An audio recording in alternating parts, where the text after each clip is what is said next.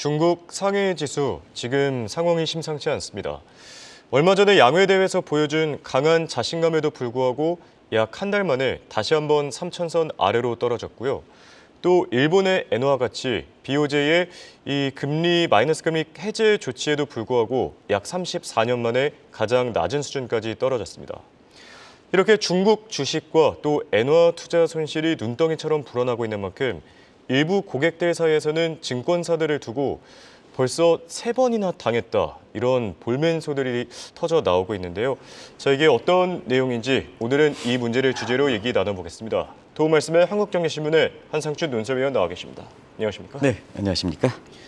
자, 우선 미국 증시부터 한번 짚어보겠습니다. 지금 미국 증시 정체불명의 자금 때문에 흐트러지다고 하던데 이건 어떤 내용입니까? 네, 일단 미국 증시 우리가 경제적 측면에서는 붐플레이션, 그다음에 증시적 측면에서는 파이어 마켓이라는 그 표현을 썼는데요. 오늘도 그 제라미 시겔이 사실 강세장이 끝나지 않았다, 이런 것이 투자 심리를 그 부추기면서 주가가 3대 지수가 특히 다우지수는 굉장히 많이 오른 것 같아요. 사실은 그렇습니다. 이런 그 증시의 모습, 페드나 파월 의장에서는 이해하지 못하는 이런 음식입니다. 이렇게 보시면 되겠습니다. 그래서 오늘부로 미국의 그 금리 인상 국면이 들어간 지가 2년 정도 되고 있는데요. 뭐 시청자 여러분 아시겠습니다만 금리가 올리고 그다음 QT를 통해서 시중 유동성을 좀 줄여나간다면 주가는 당연히 떨어져야죠. 그렇죠. 근데 지난 2년 동안 연준의 의도와 달리 미국의 주가는 연일 사상 최고치 행진을 지속하고 있다. 이게 미국 입장에서는 페드 입장에서는 굉장히 당혹스러운 환경이 아니냐, 이렇게 이제 보고 있고요. 그다음에 안전자산, 위험자산과 구별 없이 뭐 우리도 everything rally, allthing rally라는 표현을 썼습니다는 만물 랠리가 됐죠. 오늘 그 김천 PD랑 같이 한번 안전자산, 위험자산 한번 쭉 해서 오늘 한번 움직임을 한번 보겠습니다. 주가 올랐습니다. 아마 3대 집과 그래프는 아까 보여주셨고요. 그다음 미국 국채금리 한번 보겠습니다. 국채금리 3대 지수로 보여드렸고 국채금리 한번 보겠습니다. 국채금리 10년물이 금리가 떨어졌습니다. 그렇죠. 근데 국채 가격은 트레이드업 관계이기 때문에 올라갔겠죠. 금 가격을 한번 보여주시기 바랍니다. 안정자산 금 가격도 오늘 올라갔습니다. 그리고 달러 인덱스도 한번 보여주시기 바랍니다. 그래서 인덱스 올랐습니다. 이와 마찬가지로 오늘은 안정자산, 위험자산, 비트코인만 제외하고 전부 올랐습니다. 그럼 시청자 여러분께서 야, 금리 올리고 이렇게 유동성 축소했는데 왜 모든 자산이 이렇게 올라갈까 하는 측면에서 페드의 고민이 깊어질 수밖에 없죠. 근데 경제학 공부하시는 분은 통화정책이 의도와 관계없이 이렇게 효과가 없는 것을 우리가 통화정책에서 보면 ineffectiveness라는 이렇게 거시경제 공식 용어입니다. 통화정책이 무력화 명제에 이렇게 고민하기 시작했다, 이렇게 됐습니다. 자, 금리를 올리는데 이런 자산 가격이 거품에 안 잡힌다 하는 측면이죠. 좀 이게 왜 그럴까 하는 측면에서는 어차피 금리라는 문제는 법정 통화의 문제거든요. 중앙은행 문제이기 때문에 이 법정 통화, 소위 달러의 세력이 아닌가, 대안화폐가 많이 등장하니까 이런 고민이 있을 수가 있고요. 그다음에 자, 지금 제도권에서 통제하지 않는 자금들은, 통제하는 자금들은 이제 통제하고 있는데 통제하지 않는 자금들, 이래서 조세 회피 지역이라든가 이런 숨겨놓은 자금들 있잖아요. 이런 것이 툭툭 튀어나와서 증시 쪽이라든가 그다음에 안정자산 쪽으로 시장에 들어오는 게 아닌가 하는 쪽이거든요.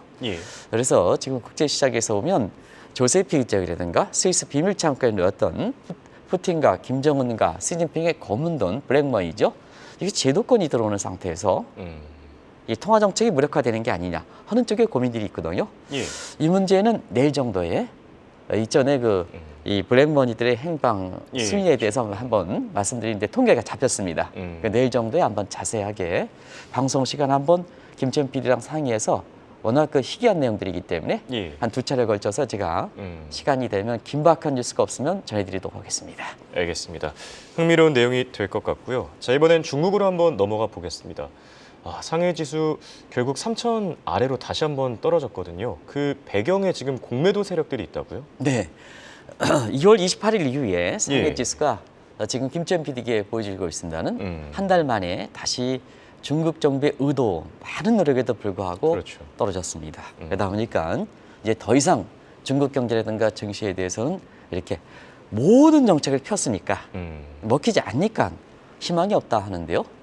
중국 같은 경우에는 경기 증시 쪽으로 나눠서 부양책을 썼죠. 예. 뭐 아시겠습니다는 20자 공산당 대회에는 그때는 경기 부양 쪽으로 했죠. 그래서 코로나를 전격 해제해서 리오프닝 이런 얘기가 나왔었죠. 그리고 전방위 경기 부양을 추진했다 이렇게 보됐습니다.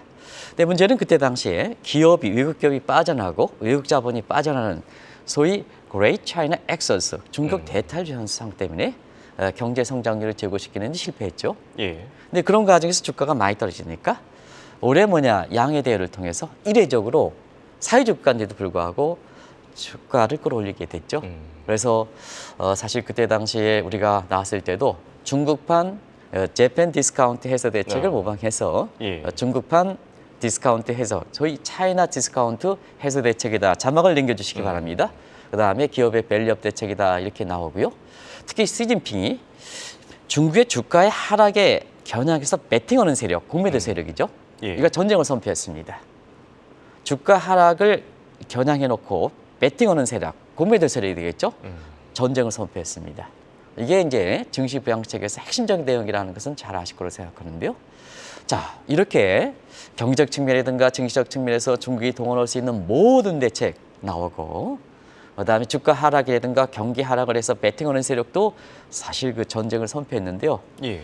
중국의 1분기 성장률은 나중에 나오겠습니다는 미리 반영하는 상해 지수는 한 달 만에 3,000선이 재붕괴되니까 자, 공매도 세력이 시진핑 국가통수권자인 시진핑보다 이긴 게 아니냐 하는 쪽의 시기가 나오고 있거든요.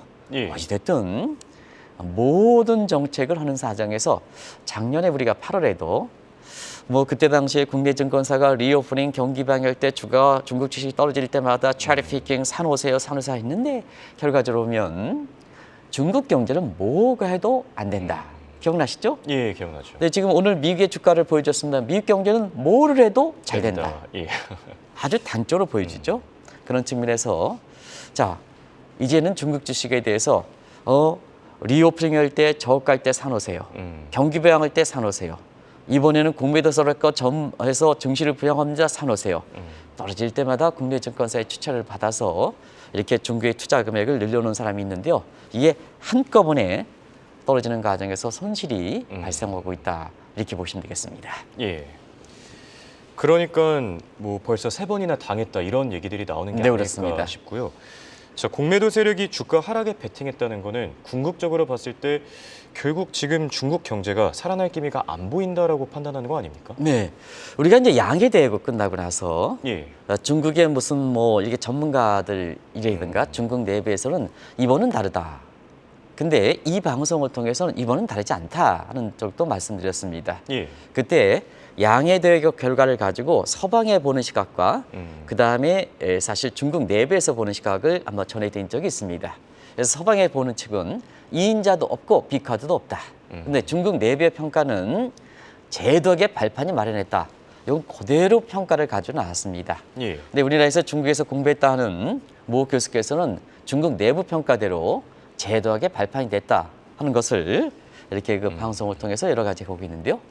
자, 그때 당시에도 우리가 이 방송을 통해서 중국에 갖고 있는 당면한 문제는 자, 양해 대회를 통해서 근본적 대책이 나왔을까 하는 측면은 우리가 생산함수 가지고 말씀드린 적이 있습니다. 예. 그래서 그걸 가지고 L자의 노동 문제는 출산율, 중국의 인구 절벽 문제니까 출산율 증가할 정책이 나오느냐? 안 나왔습니다. 적극적 이민 정책이 나오느냐? 사회주장 이거 어렵습니다. 그러면 자본의 문제는 오히려 간첩법이라든가 국가 기밀을 해서 더 외국의 자본들, 소위 휴먼 캐피탈이 들어오는 이런 쪽을 더 막아버렸습니다. 예. 총 요소 생산성은 자 중국에서 보면 반 시진핑은 부패 청산이라서 내몰았지만 시진핑이 자기 아버는 사람의 주변 세력은 더 옹호하기 때문에 신부패 문제가 나오는 거죠. 그러다 보니까 요소 생산 떨어지게 되겠죠. 예. 이런 상태에서 자 시진핑이 중앙은행인 인민은행까지 장악했습니다. 로그 경제죠. 악질 경제죠. 악질 경제. 예. 그러다 보니까 야, 이 공매도 세력들이 어떻게 하겠느냐. 저렇게 근본 문제도 안 나오고 해결책도 안 나오고 중앙은행까지 해소해서 장악해서 악질 경제야 중국 경제에 대해서는 중국 내부에 이렇게 그 자신감에도 불구하고 하락세를 베팅한 거죠. 예. 하락세를 베팅한 거죠. 그래서 어제 한 달 만에 중국 증시가 3,000선 밑으로 되떨어졌다. 이렇게 보시면 되겠습니다. 네. 지금 상황이 좋지 않은데요. 그런 만큼 미국이나 뭐 주변 동맹국들, 주변 국가들 이 시진핑 주석의 다음 행보에 더 주목하지 않겠습니까? 네, 오늘 바로 제닛 앨런이 이렇게 외신에서 예. 우리가 아마 이 김천배드에서 밑에 속보를 이렇게 다뤄주고 있는 내용이 전기차가 너무 과잉 생산다. 그렇죠. 너무 그 덤핑 수출한다. 덤핑이라는 얘기가 나왔거든요. 예. 그 덤핑이라는 얘기를 아마 중국의 다음 행보가 이렇게 되는 상태이기 때문에 미국의 실질적인 컨트롤 타워가 중국을 방문해서 그 문제에 대해서 방지 대책에 이게 이미 선제 대책을 나르는 게 아닌가. 이게 미국이다 이렇게 보겠습니다. 예. 그러면 아시겠습니다는 중국은 자체적으로 디플레 문제를 이제 모든 수단 강구해서 해결하지 못했죠. 그렇죠. 그럼 이 디플레 문제를 수출해야 다른 국가에 수출해 이 문제를 해결할 수가 있겠죠. 예. 그럼 이제 디플레 수출 문제가 나오는 겁니다. 그래서 자체적으로 중국 내부의 문제를 해결하지 못하다 보니까 미국 쪽으로 디플레 수출한다. 그러면 이 디플레 수출 얘기는 우리가 1차 디플레 수출 얘기는 노동조합적 산업입니다. WTO 가입, 2001년 WTO 가입에 중개 저가에서 자 미국으로 노동집약적 산업을 이렇게 수출했죠. 예. 이게 디플레 수출입니다. 지금의 문제가 되는 것은 전기차, 제닛 앨런이 전기차라는 것은 첨단 기술 상품이 되겠죠. 그래서 2차 디플레 수출은 반도체라든가 전기차 같은 첨단 기술의 디플레 수출이다. 이렇게 볼 수 있습니다. 예. 그러면 자 다른 국가 입장에서는 디플레 수출이 될 때에는 다른 국가 입장에서는 그만큼 산업 기반이 약화되는 차이나 쇼크가 발생하죠. 그래서 윌리엄 페색이 디플레 수출로 인해서 앞으로 뭐냐 세계 경제 입장에서는 차이나 쇼크이 될 것이다. 그 중심 국가가 미국이 될 것이다. 이렇게 보겠는데요. 예. 과거의 사례를 한번 보겠습니다. 과거의 사례는 1차 차이나 했었을 때 노동 집약적 산업의 디플레 수출될 때는 미국의 노동 집약적 산업의 기반 자체를 완전히 무너뜨렸죠. 그래서 우리가 보면 월마트라든가 중국에서 오면 뭐 밸런스라든가 이런 게 이게 들어오는 게 2달러 가지고 3일 쓰고 그냥 세탁비가 더 많이 나오니까요. 예. 그래서 미국의 노동시장적 산업을 완전히 불경시켰습니다. 그다음에 이번에 더 우려되는 것은 과거에 그런 경험이 있는 상태에서 전기차라든가 이런 걸 덤핑으로 수출한다. 그러면 미국 입장에서는 자체적으로 굴기를 해야 되는데요. 예. 생산 비용이 약 절반 상태에서 중국의 전기차라든가 뭔가에서 들어와 그럼 뭐냐? 사실 첨단 기술에 미국 내에 자체 생산 기술을 무너지는 게 아니냐. 자 그런 상태죠. 그러다 보니까 제닛 앨런이 중국에 들어가서 이 문제의 선제 대책에 전기차 덤핑 수출 문제에 대해서 이렇게 걸어놓는 거다. 그리고 트럼프 전 대통령도 지금 대선 과정에서 이 문제가 되다 보니까 원래 강경론자죠. 그래서 60% 하이 테이프 텍스 고관세를 붙이겠다. 그러면 시청자 여러분 이게 얼만큼 중요하냐면 미중 관계가 그동안 디리스킹 위험을 축소하는 상태에서 좀 공존을 하겠다 하는 측면의 화해 분위기가 지금 2차 디플레 수출, 2차 차이나 쇼크에서 하이 테이프 텍스 60% 때려, 덤핑 수출에 대해서 상계관세 카운터밸링 때려 하면 관세 전쟁이 다시 부활된다는 얘기입니다. 예. 그러면 중국과 미국 간에는 경제 양국 간의 사이가 벌어지겠죠. 디카플링이 가겠죠. 그렇죠. 이런 측면에서 상당히 중요한 문제가 된다 이렇게 볼 때 있습니다.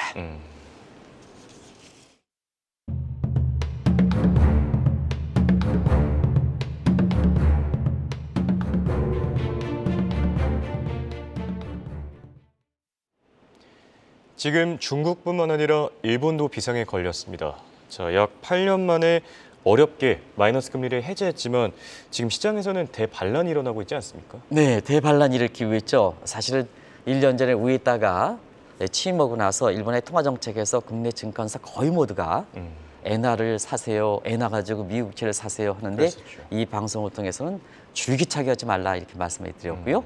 그다음에 지난주에 마이너스 금리 해제해서 자 이제는 엔화가 본격적으로 강세가 되는 게 아니냐 이런 쪽에서 또 이 엔화에 대해서 또 엔화를 가지고 미국 국채에 대해서 투자하는 것을 권유해서 굉장히 또 캠페인이 일 정도로 됐다고 그랬는데 이 방송을 통해서는 하지 마십사 그런 말씀을 드렸습니다. 왜 그럴까?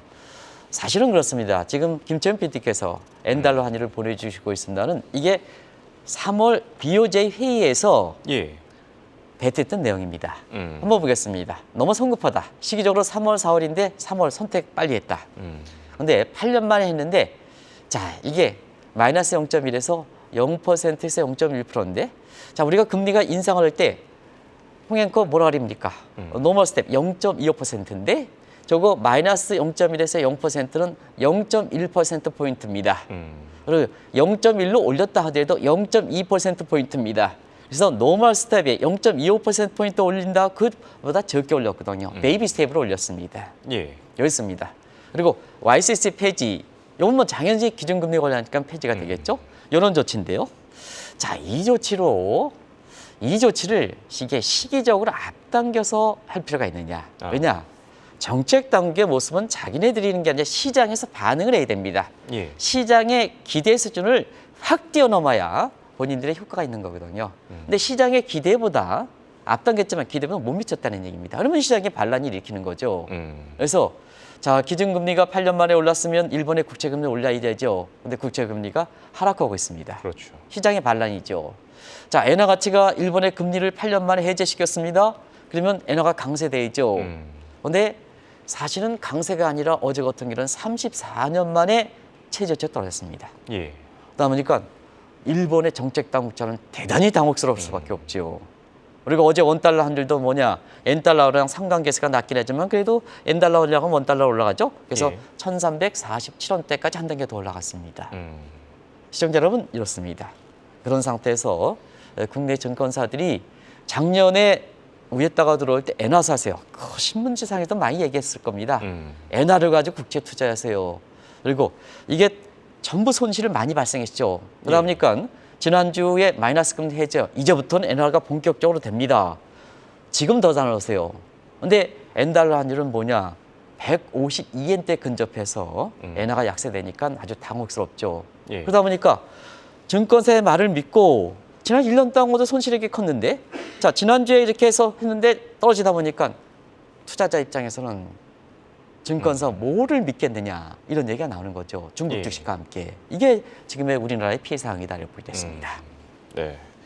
지금 정리를 해보자면은 중국은 공매도 세력한테 공격을 당하고 있고 또 일본은 국제 환투기 세력들한테 공격을 당하고 있다고 하는데 엔화 강세가 아니라 뭐 약세 쪽에 베팅하고 있는 거겠죠? 네, 자연스럽게 그래서 마이너스 금리 이제 해제 이후에 예. 국내 증권사처럼 엔화 국제 환투기 세력 엔화 강세 베팅하는 게 환투기 기술에게 약세 베팅하고 있습니다는 것도 내용이 전해드렸습니다. 그 내용을 다시 한번 전해드리겠습니다. 지금 돈이 많습니다. 검은 돈까지 나오고 있습니다. 경제 여건에서 보면, 자, 세계에서 이코노미스트가 한 250명 노벨 경제학상 타신 분 같은 사람들이 지금 미국의 통화정책을 반장하고 있습니다는, 미국에서 통화정책의 무력함은 ineffectiveness라는 명제에 걸릴 정도로 지금 이해되지 못하는 검은 돈의 향방까지 나오고 있습니다. 예. 그러다 보니까 자연스럽게 투기화되는 거죠. 투기화되는 거죠. 그런 측면에서 외환시장에서 환투기 세력들이 오랜만에 등장하고 있는데요. 대체로 환투기는 일어나긴 했습니다. 스리랑카, 파키스탄 같은 중계 1대1로국, 여기에 약세 베팅하는 세력들이 나왔죠. 근데 중요한 것은 환투기 세력들이 올해 3월 BOJ 이후 나와서 강하게 엔화 약세, 선진국의 엔화 약세에 베팅한다는 얘기입니다. 그러면 선진국 중심 통화에 해당되는 선진국의 그것도 강세라도 약세 베팅하는 것은 한 10년에 걸쳐서 나타났습니다. 그 과정을 히스토리를 시청자 여러분, 1990년대 초반에 영국의 파운드에 베팅했죠. 그렇죠. 이 영국의 실현이 지금까지 진행되는 겁니다. 그래서 2016년 브렉시트 되고 영국의 실현, 파운드에 몰락이 되는 거죠. 예. 그래서 영국 경제가 이렇게 실현을 당하던 이렇게 직접적인 원인이 됐다 이렇게 보게 됐습니다. 자, 2011년 피그스 과들, 그중에 가장 선진국 중에 좀 우리 입장에서는 포르투갈, 이태리, 그리스, 뭐 이렇게 이런 국가들이죠. 예. 이런 국가들 중에 이태리가 그래도 중심 G7 국가 아닙니까? 여기에 르르아이드 베팅이 일어났겠죠. 이태리 지금 어렵습니다. 이런 상태에서 자, 최근에 엔화에 대해서 베팅하다 보니까 과거에 영국도 그렇고 이태리도 그렇고 G7 국가들이 국제 환투기 세력의 통화 약세를 베팅하니까 경제가 더 어려워졌어. 자, 영국 같은 경우는 30년, 이태리 같은 경우는 지금 10년 이상 이렇게 됐어. 일본 경제 입장에서 바짝 긴장할 수밖에 없죠. 그러다 보니까 국제 환투기 세력들이 강세가 아니라 엔화 약세 베팅에 방어해 대장성, 환율은 대장성입니다. 우리나라도 환율 문제는 이제 재무부가 관리하지 않습니까? 대장성, 기재부죠. 그가 관리하는 게 대장성 입장에서는 전쟁을 선포하는 거죠. 자, 지금 펀더멘탈 대비해서 환투기에 약세를 베팅하는 것은 있을 수가 없다. 모종의 조치가 나온다. 강력한 조치가 나온다. 이렇게 국제 환투기 세력 엔화 약세 베팅 세력과 전쟁을 선포하는 단계다. 이렇게 볼 수 있습니다. 알겠습니다. 자, 이렇게 국제 환투기 세력들이 엔화 강세가 아니라 약세 쪽에 베팅을 하고 있는데 사실 그 책임은 우에다 총재한테 있지 않겠습니까? 이 문제를 발전시키는 것, 이 문제가 우에다 아닙니까? 예. 그동안 아베 신제와 그로타 하리오카 이 사람이 엔저 정책을 해더라도 굉장히 시장의 기대 수준에 맞춰가지고 했거든요. 근데 이걸 거꾸로 이제는 엔저 정책을 포기한다는 거 아닙니까? 예. 그러면 10년 동안 지탱해왔던 시장의 익스펙테이션을 꺾어야, 반대를 꺾어야 이 문제를 이렇게 해결할 수가 있는 거 아니겠습니까? 그렇죠. 근데 우에다는 통화 정책을 선회하겠다 하면서 지금 11년 동안 보면 시장을 기대를 꺾는 것이 아니라 이 합리적 기대에서 정적 기대에서 기대를 꺾는 게 아니라 오히려 시장이 뒤따라갔다 이렇게 보게 됐습니다. 선제적 통화 정책은 눈치를 보면서 이렇게 이제 윤도 오늘 그 어떻게 예. 이렇게 뒤쪽에 우리 김희재 AD께서 제 마음을 아는지 눈치를 보는 예. 우에따의 이 눈치를 보는 이런 모습이다 보니까 주도권이 없어졌죠. 예, 주도권이 없어졌죠. 그러다 보니까 시장에 밀리는 환경이 지금까지 발생하고 있다고 보여졌습니다. 우에따가요 통화 정책을 하는데 지난 1년 동안 보면 사실은 그렇다가 명시적으로 엔저를 추진하겠다 하는 것보다도 오히려 일본의 통화 정책을 바꾸겠다 하는 이런 게 보면 1년 동안의 엔저의 속도는 더 빠르졌다 이렇게 보여졌습니다. 예. 그 내용을 한번 보면 그렇다는 명시적으로 엔저를 추진하겠다. 2013년입니다. 이 취임의회.